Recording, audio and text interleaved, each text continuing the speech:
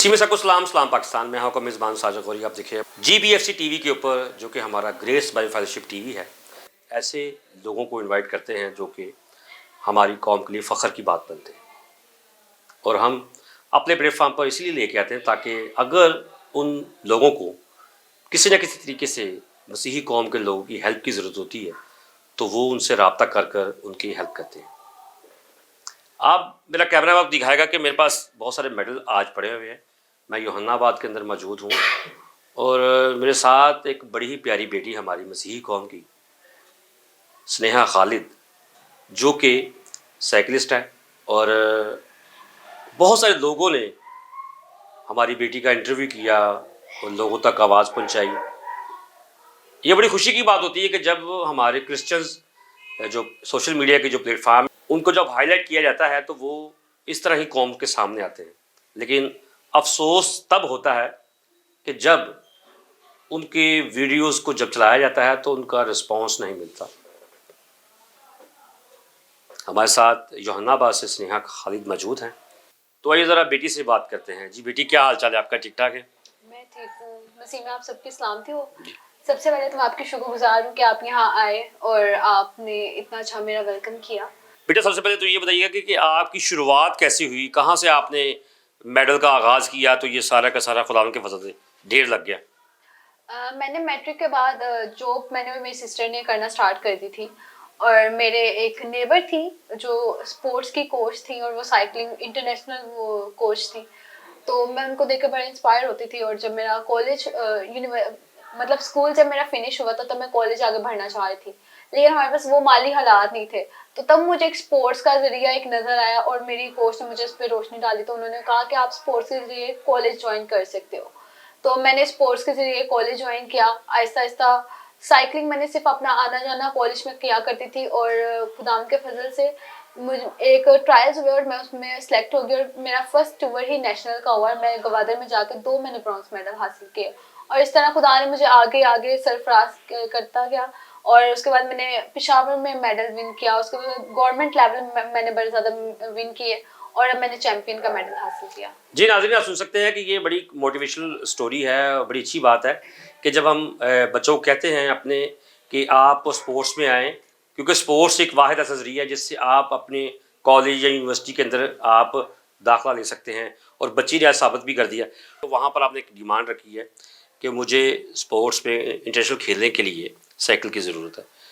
तो अभी तक क्या वजह बनी, कब आपको ये ज़रूरत पड़ी कि मुझे ये चीज़ चाहिए? जब मैं लास्ट ईयर भी मैंने मतलब एक ट्रायल विन किया इंडिया के लिए और तब भी मैं मतलब नहीं हो सका, मतलब उस तरह से नहीं मेरा हो सका। ठीक है। उसके बाद नेक्स्ट ईयर मैंने अब जब चैंपियन का टाइटल विन किया तो उन्होंने कहा हम शायद चैंपियंस की टीम बना के तो इंडिया में इंटरनेशनल टीम पार्टिसिपेट करवाएंगे पाकिस्तान की।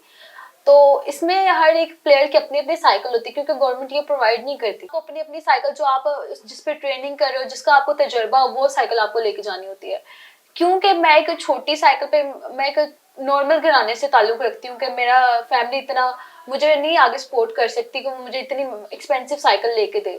तो मेरा मोटिव यही था कि मैं अपने पासबानों के पास जाऊं और एक साइकिल जो मेरा ख्वाब है कि मैं इंटरनेशनली अपने मसीही कौम का नाम रोशन कर सकूं, तो मैं वहां पे जाऊं और कौम का नाम बुलंद करूं।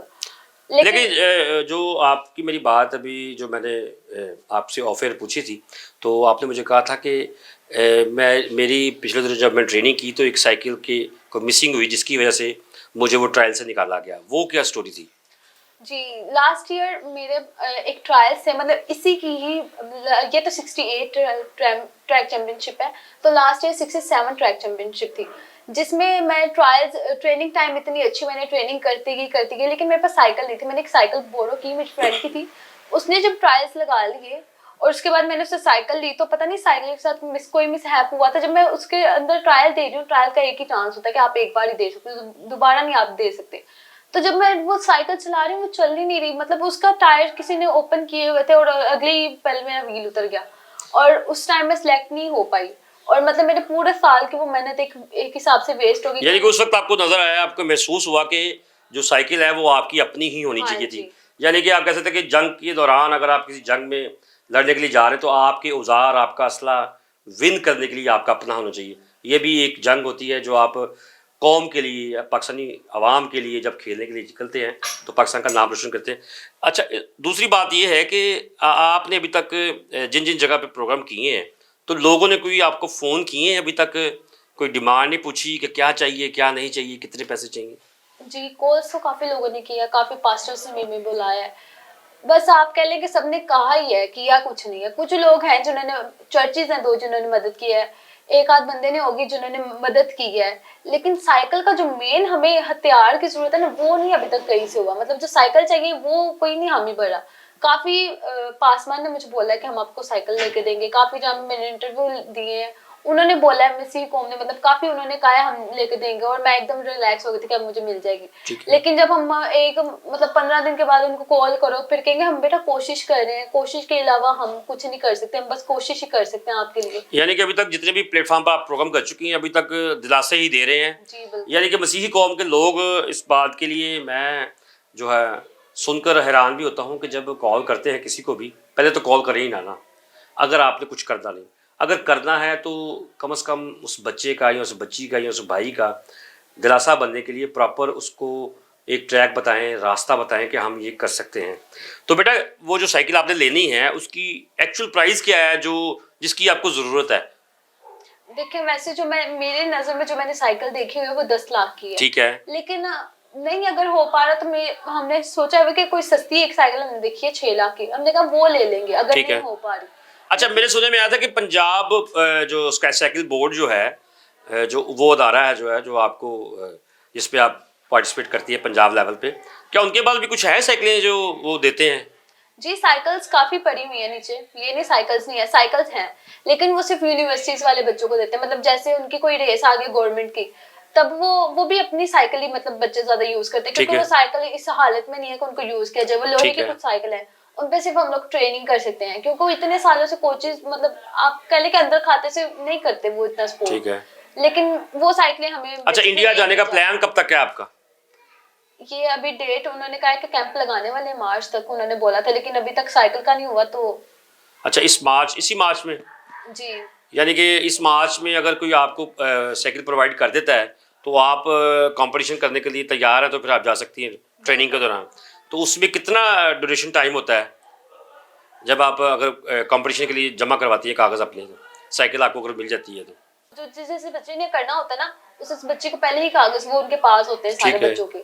और जब एक टीम उन्होंने बना दी, इसका मतलब उन्होंने सिलेक्ट कर दिया है। अगर कोई बच्चा अपना नहीं वो करेगा तो उसको गिरा के एक नेक्स्ट उनके पास ऑप्शन होगी, उसको ला के उठा के अच्छा, आप रखेंगे। पढ़ाई कहाँ पर कर रही हैं? यूनिवर्सिटी में, पंजाब यूनिवर्सिटी में कर रही जी हैं? मैं पंजाब यूनिवर्सिटी में स्पोर्ट्स बेस पे स्टडी कर रही हूँ। अच्छा, इस तरह होता है कि अगर आपको कोई कोई भी यूनिवर्सिटी अगर आप कहती है कि हमारे ऑन पे आप खेलें, हम आपको साइकिल प्रोवाइड कर देते हैं, तो क्या इसके लिए आप एग्री होंगी? नहीं। अच्छा, यानी कि आप चाहती हैं कि आपकी जो चीज़ है वो आपकी अपनी हो, बिल्कुल। ताकि अपने तौर पर आप कहीं भी खेल सकती हैं इंटरनेशनल लेवल पे। तो हमारी मसीही कौम को जो देखने वाले हैं उनको क्या पैगाम देना चाह रही हैं? सबसे पहले तो मैं इनकी शुक्रगुजार हूँ जो इतना पसंद करते हैं कि हमारी कौम के बच्चे आगे जा रहे हैं, मुझे कॉल करके इतना अप्रिशिएट करते हैं। लेकिन मैं चाहती हूँ आप मुझे कॉल करते हैं, दिलासे देते हैं, तो प्लीज़ आप कुछ किया भी करें। मतलब मैं एक दिल में होप पैदा कर लेती हूँ, फिर जब मैं कॉल दोबारा करती हूँ तो नहीं वो इस तरह होता। तो मैं चाहती हूँ आप मेरे से राब्ता करें, लेकिन आप मेरे साथ में मदद भी करें। मेरी ये इल्तिजा है कि आप लोग मेरी मदद करें साइकिल लेने के लिए, ताकि मैं आगे अपनी मसीही कौम का नाम आगे जाकर रोशन कर सकूं। ये मुझे गैर कौमों से काफ़ी ऑफर्स आती हैं कि आपको हम साइकिल ले देते हैं, आपको साइकिल्स की नीड है, मतलब डिपार्टमेंट से काफ़ी।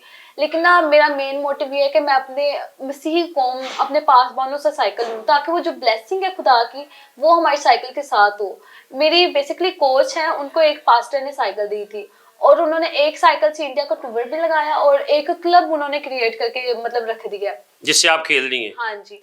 तो मैं चाहती हूँ, मैं उनसे इंस्पायर हूँ, मैं चाहती हूँ कि उनको एक पास्टर ने साइकिल दी थी, कितनी उस साइकिल में ब्लेसिंग होगी।